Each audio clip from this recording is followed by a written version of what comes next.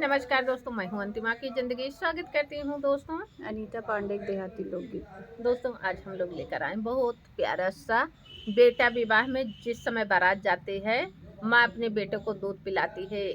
ये रस्म है, कहाँ कहाँ होती है आप लोग बताना। वैसे हर जगह होती है ये रस्म। तो माता अपने बेटे से नेक मांग रही है। इस गीत के माध्यम से सुनिए। गीत बहुत अच्छा है, आप लोगों को पसंद आएगा जरूर। तो आप लोग प्यार दुलार आशीर्वाद बनाए रखें। धन्यवाद।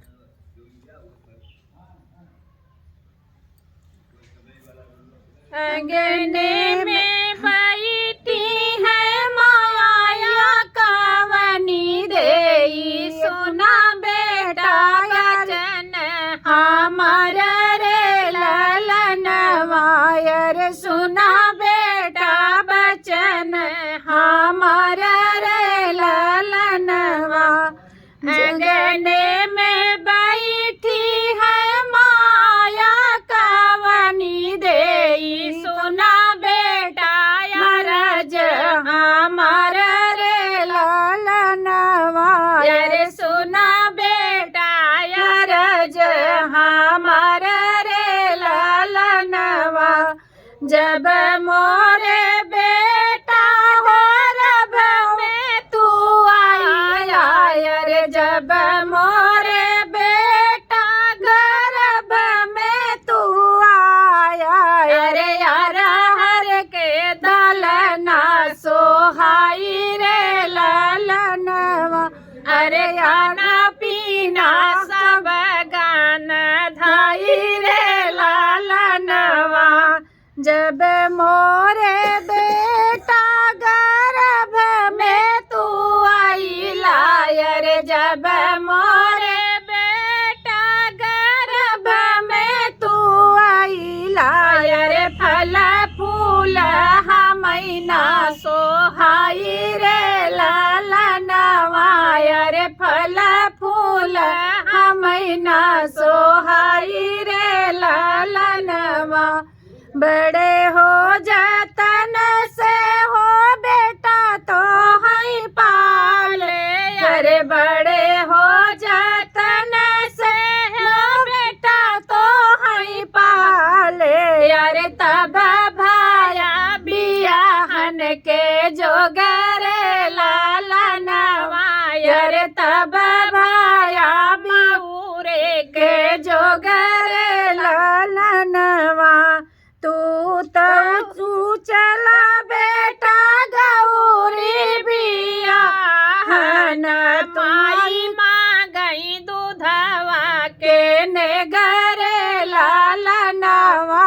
अरे माया माँ गई दूधवा के नेगरे ललनवा।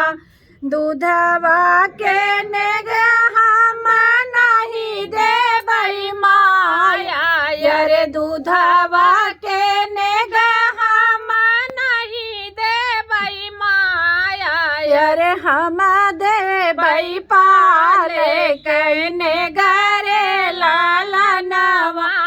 रे हम देबै पालै के नेगरे ललनवा।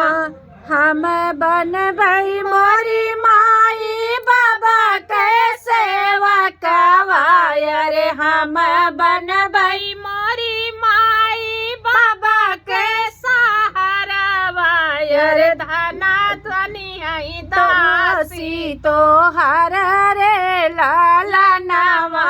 रे धना बनी है दासी तो हर रे ललनवा।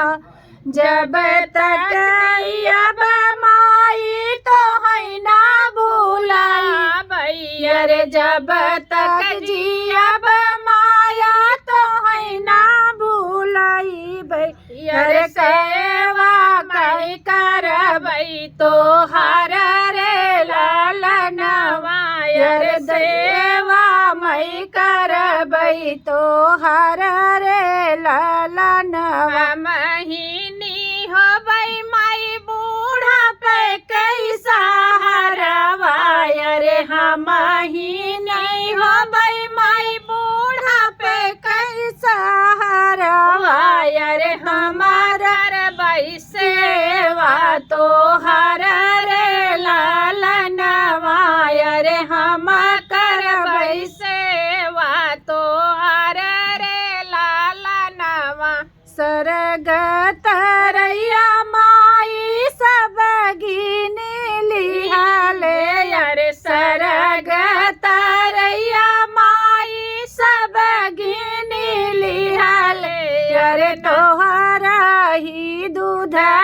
ना मोला रे लाला नवायर तोहराई दूधया न मोला रे लाला नवा गैया दूध मोल भैंसी दूध मोल अरे गैया दूध मोल भैंसी दूध मोल अरे तोरे दूधे कौरी ना हो बरे लाला नवायर तोरे दूधे उरी ना हो बैरे लाला नवा। धन्यवाद दोस्तों। गीत कैसे लगा कमेंट बताना, भरपूर सपोर्ट करना, प्यार आशीर्वाद दुलार भर भर के देना दोस्तों हमारे इस गीत पर, और ज़्यादा से ज़्यादा सपोर्ट करना दोस्तों, ताकि हम लोग ऐसे गीत लेकर आते रहें आप लोगों के मनोरंजन के लिए। धन्यवाद। और बहुत मुश्किल से हम लोग आज वीडियो बना रहे हैं, ये समझ लीजिए दोस्तों। पहली बार आए हैं इस जंगल में।